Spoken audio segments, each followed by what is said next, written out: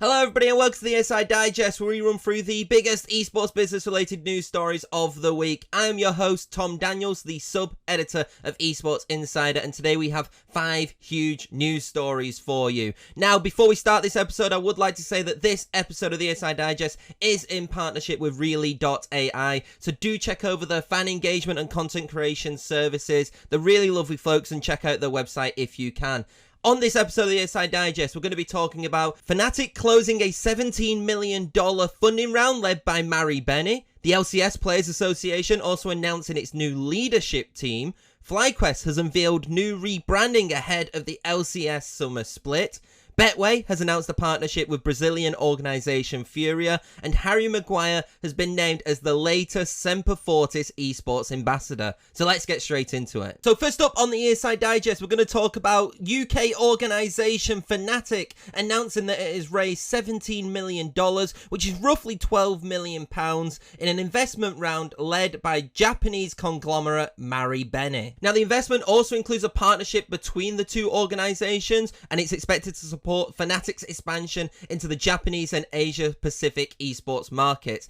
As such, this means that Fnatic's Rainbow Six Siege team will be relocating to Japan. Alongside Mari Benny, the current round also includes a range of what they've quoted as international family offices and institutional investors, alongside venture debt from Bootstrap. Now, the round comes after some significant investment that Fnatic had in 2020, which included a $10 million funding round and also a crowdfunding round where, fans or other people could actually invest in Fnatic as the team itself. I do think overall that this is kind of significant of what esports organizations feel is a growing market in Japan. Japan has always had major titles circulating through its esports system, but it seems that now, from like the past 12 months, there's a bit more of a boost between Japan itself to actually kind of enhance its esports market. So I think it'd be really interesting to see if other organizations kind of branch further into there as well. And I do think that actually now we're seeing more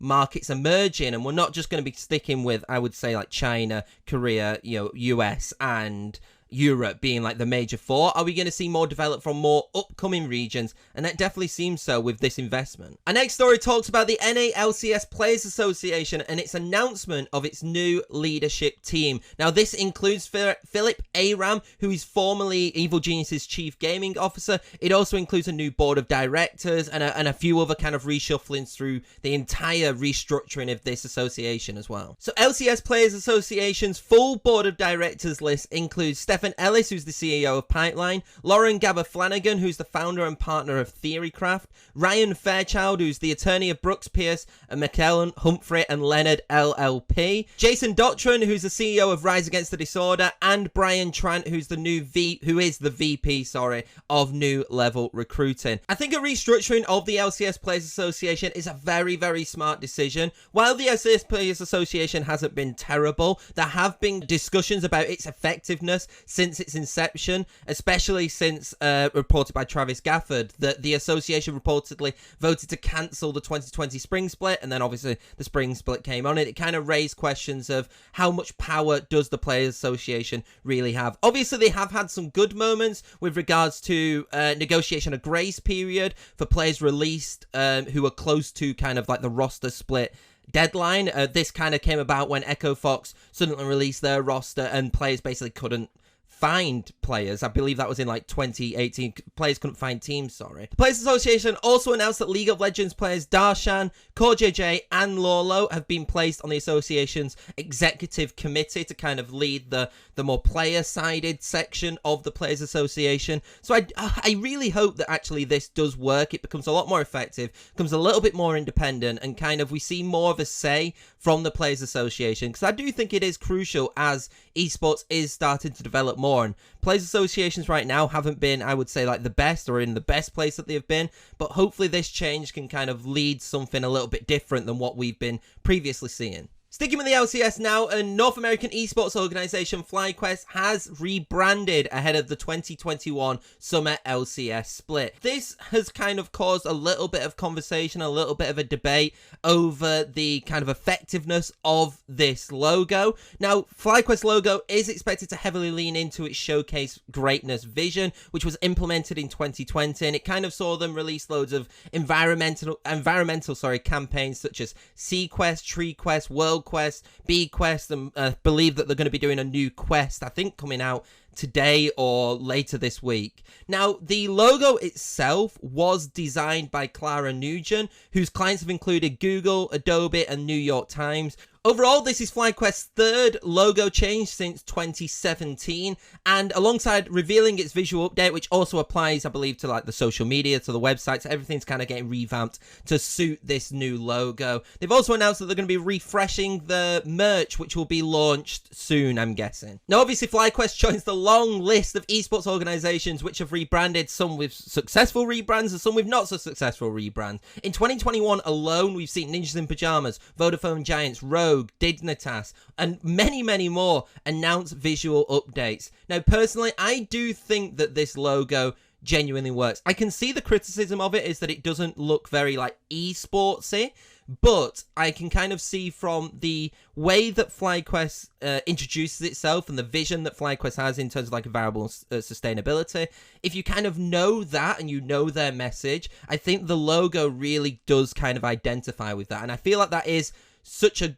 important part of a logo to actually know, okay, this is FlyQuest. I kind of know what FlyQuest are now by looking at their logo, where previously it didn't have that same kind of, image when you looked at their previous logo. So I do think that this is a successful rebranding. However, I can see why there has been some debate over whether it is too outside of like the traditional esports branding.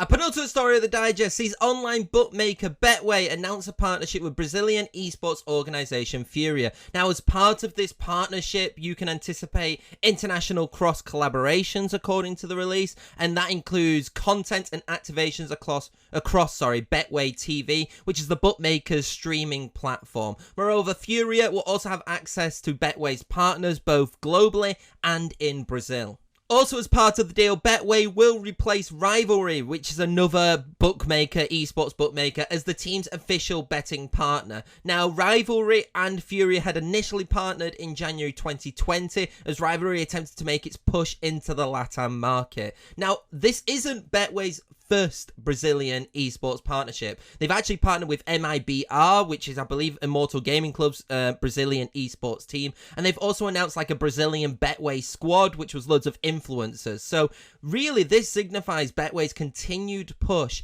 into the LATAM market and specifically into Brazil. So I can kind of see where they're going with this partnership, kind of partnering with a few more of these teams, but it definitely seems really interesting to see Betway specifically target LATAM and trying to push their brand into this kind of growing esports region. Our final story of the digest sees us head back to Semper Fortis Esports, who we discussed last week, and they have announced that England and Manchester United defender Harry Kane has been appointed as the latest brand ambassador for the UK-based organisation. According to the release, the defender will be paid through warrants that will enable him to purchase shares in Semper Fortis Esports after a 12-month period, and during his role as an ambassador, Magquire will interact with fans across digital platforms, alongside providing his experience in traditional sports, is what they've quoted it as, to apply it to the esports organisation. As stated at the beginning, Magquire is the second footballer to be named as Semper Fortis' brand ambassador, alongside Everton striker Dominic Calvert-Lewin,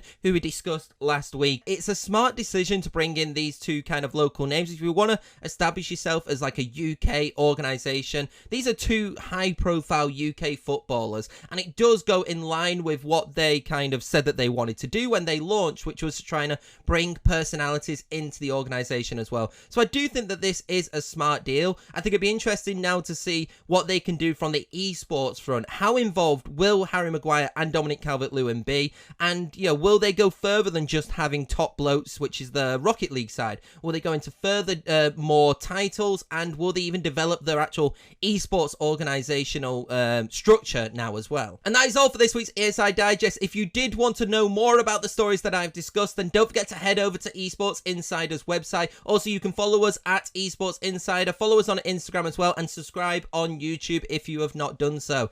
Also, don't forget to check out Really.ai, the partner of this episode. Check out their fan engagement services. They're great guys, and you appreciate it. If